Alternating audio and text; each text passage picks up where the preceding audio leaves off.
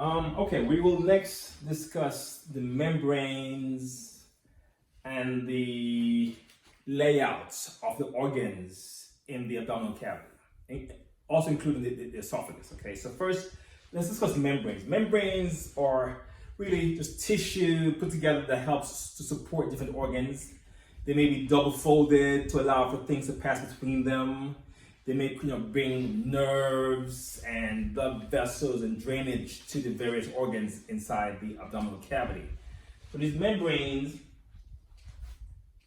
the membranes of the abdominal cavity, we call them mesenteries. So these mesenteries,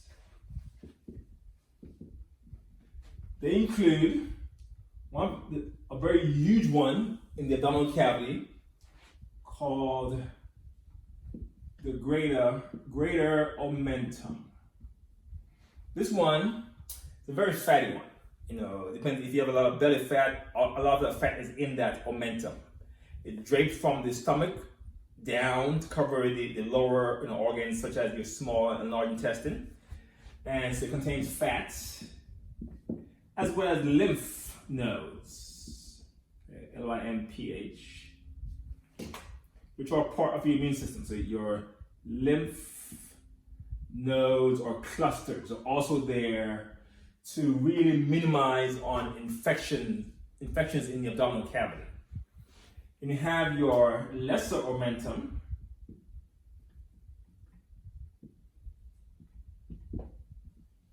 this one is between the liver and the top of the stomach.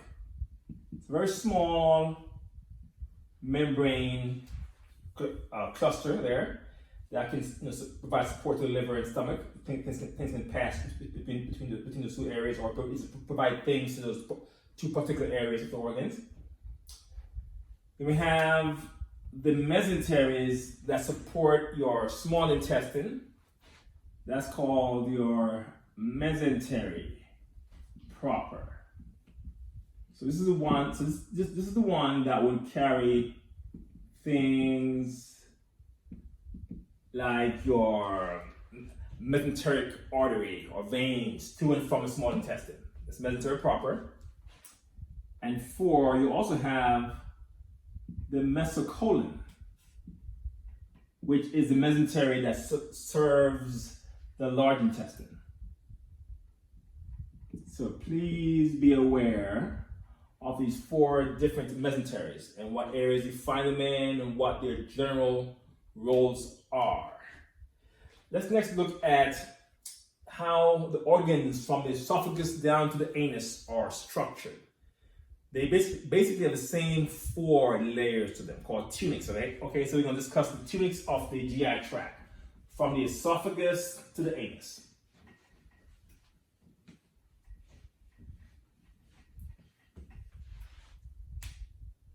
Tunics. So of course we're going to begin in the middle with the part that the food passes through, okay? So the part the food passes through in the middle there, this is your lumen. Just like in the blood vessels, the lumen is the part that food, or it's basically the channel of the organ. So the first layer around the lumen is your mucosa. So this is your mucosa. The first layer. And that mucosa has 3 zones to it. There's the innermost layer of the mucosa. Okay. That is your epithelium. That's the part that touches the food. That's where you have your cells that can absorb stuff from the food, okay? The epithelium. The next layer out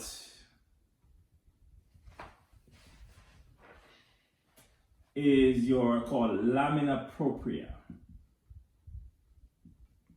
This part you find blood vessels, capillaries, and lymph drainage inside the lamina propria. So the capillaries here, these are the ones that will absorb stuff from the epithelium cells, which brought stuff in from the lumen. And then the outermost layer here of the mucosa is called your Muscularis Mucosae. Okay? It's a muscle layer that helps to fold the mucosa, especially in the small intestine and large intestine. Folds and stomach, mucosa. It folds the mucosal layer into rugae or villi or plica circularis. That's the job of the Muscularis Mucosae, of the mucosal zone, so to speak, all right? Let's go to another zone. So the next layer out from here is your submucosa. So your submucosa. Okay. And this one is basically where the bulk of the blood vessels are inside the tunics. So you have your arteries there, your veins, so blood vessels are found here.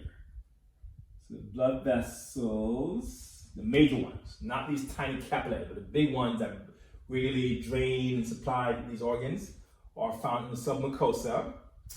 And you also have glands in here. So you have these glands that start here and can make their way to interface to maybe, for example, release things like enzymes into the lumen. So these are your glands. We call them your gastric glands, your intestinal glands. They start off in the mucosa and send the ducts across the mucosa into the lumen. All right, so that's the submucosal layer or tunic. The next tunic out is your, try one here, so go with another color. Sorry, I have to go off screen here for a moment.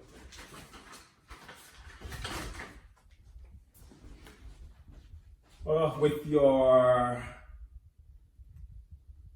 the Muscularis Externa. So here is your muscularis layer. Sometimes it's just called your muscularis layer, but just to make it different from this Muscularis Mucosae, it can also be called your Muscularis Externa. Okay, and this muscle layer out here, and the third layer out, has two layers of muscle in there. Okay. One layer of muscle runs in a circle. So that's called your circular layer. So let's do it this way. So your circular layer runs this way. It's a circular muscle layer. And the other layer runs this way. Run lengthwise. Okay.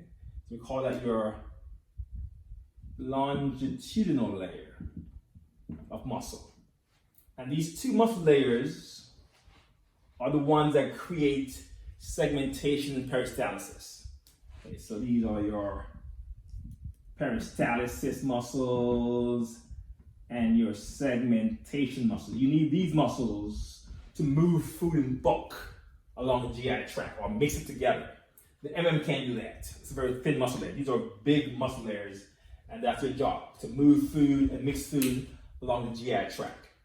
And then the outermost layer here, it's a very thin layer, used to anchor things to the organs.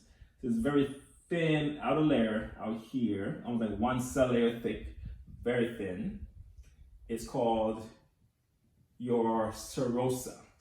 So the four layers are from outside in: serosa, the Muscularis Externa, the submucosa, and the mucosa. Those are the four concentric layers around the lumen of most of the organs, from your esophagus down to the anus. Another thing here as well is that we have a local nervous system that provides the stimulus to move these muscles. okay? And this local nervous system, which actually has more neurons than the spinal cord, is called your enteric nervous system. Okay? They control your local reflexes in the GI tract. The nervous system can control them in terms of making them more active or less active, but the local circuitry is all that makes up this enteric nervous system. And there are two layers of neurons in this system. So let's try to make it clear. So there's one layer of neurons that run in between the longitudinal and circular layer. So that the one layer right here, make it big right here.